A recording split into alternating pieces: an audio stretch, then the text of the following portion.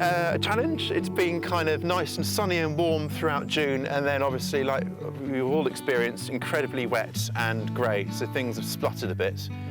Tomatoes have just got whacked down by blight, and it's so frustrating. I should have put a hazmat suit on you when you came in, because you could be harnessing the spore. Yes, because you've had to come from a different country today.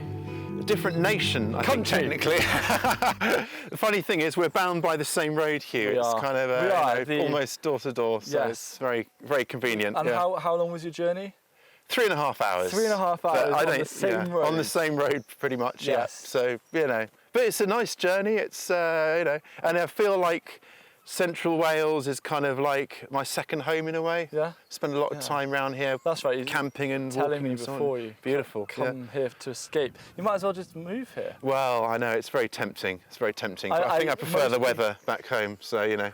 I don't know if you came here on a good day. We've got the sea as well. Got the sea. That is true. Yeah. Yeah. With the challenges this year, obviously you're the face of Grow Veg. Yes. The YouTube channel. What kind of things have you seen in like the comments with what you think people have found the most challenging this year?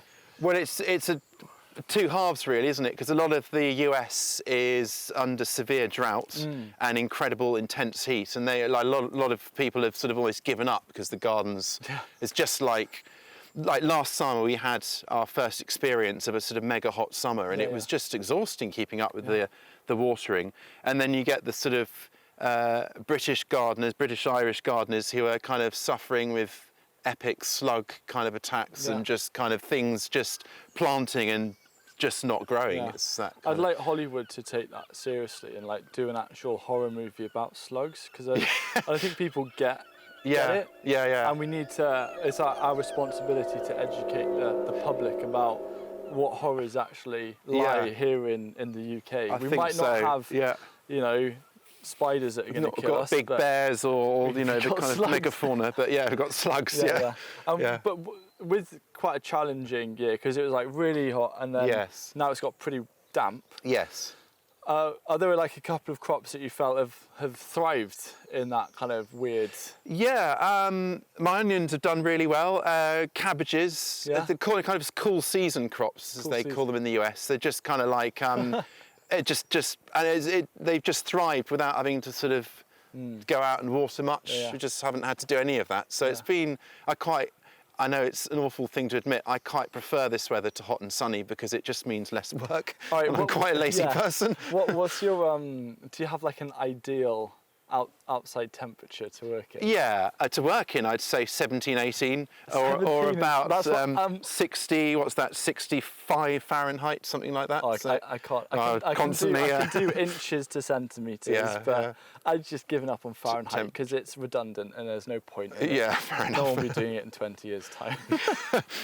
Well, maybe, We'll see. Yeah. So today's lovely, really. No, I think like 17 is just optimal, But if I'm sitting around and enjoying the garden, like literally sitting, which is very rare, then maybe 19, 20. And how did you get into gardening?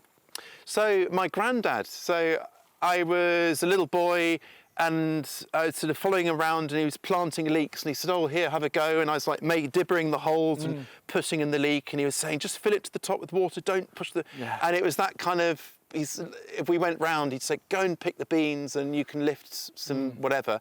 And it just, that seed was planted, and then I got to school age, and I kind of had my own little plots, and it just grew on me, to use an awful pun. I think the worst thing about gardening is that there's always a pun. Yes, you're never far away from them, are you? There's always something that's going to sprout up. Oh, there we go. It's good. I'm so sorry. Oh dear. How's your what kind of things, because it's August now, what kind of things are you doing in the garden kind of as we're transitioning towards? Because here in Wales it's already autumn. Because July in Welsh is Gorffennaf. Gorffen is end and half is summer. So July's like the end of summer. So what are you doing in this kind of transition time? So I've got a few more kale to put in, the sprouting broccolis in the greenhouse ready to kind of plant. Been picking off the caterpillars and trying to avoid them. There's a few more bits and bobs that have got to go in. So it's kind of, we're kind of barreling down the end of summer. Yeah, because like October is kind of like a gardener's summer holiday. It is really, yeah. I feel like a lot of things have only just kicked in, like even the courgettes or zucchini have only been cropping for sort of 2 or 3 weeks. I was half expecting you to turn up, because like gardeners, we try and get really creative. I was half expecting you to say, do you want this yellow courgette? Like, yes, I've got a few things, but someone tried doing it to me yesterday.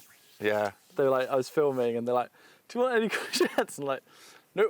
Yeah, no, I can imagine it's like selling tea to China or something. It's just not really yes.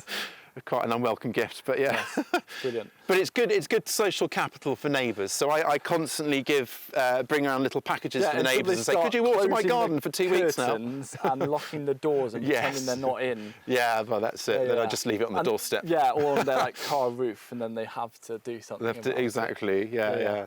And like, without giving too much away, how come you've popped down to visit today? Well, you know, it's no secret that we obviously follow each other on channels, and we like to see what the not the competition, but the sort of fellow gardeners are up to.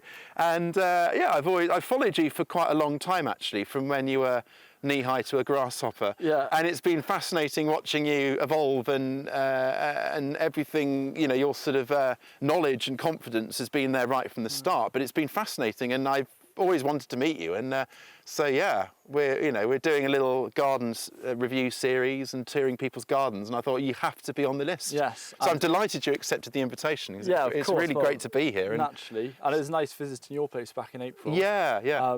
But yeah, what we're gonna film is you're very lucky because we call it the secret garden. Okay. Because I can't talk about it yet, but you get. Oh, actually, where's the NDA? I like it. Yeah, so My lips I'm are excited. sealed. I'm excited. I'm welcome. I'm very excited too. Right. I'm itching to get in there and kind of root around. As well, so root around. There you go. That's one. All right. Okay. Well, yeah. We'll crack on with some filming. But brilliant stuff. Yeah, nice to have you here. Great stuff. Thank you for having me. Completely off grid here. Really? Completely off grid. So not all just from those two. Well, we've got those tanks, but the willow down at the bottom there, right. That's where we've got a pond. Okay. And then we pump it up. Fine, yeah. So, yeah. Oh, this is beautiful, isn't it? Look at all these lovely little sort of stages, vignettes. It's beautiful. Try and keep it fun. Yeah. It's a garden.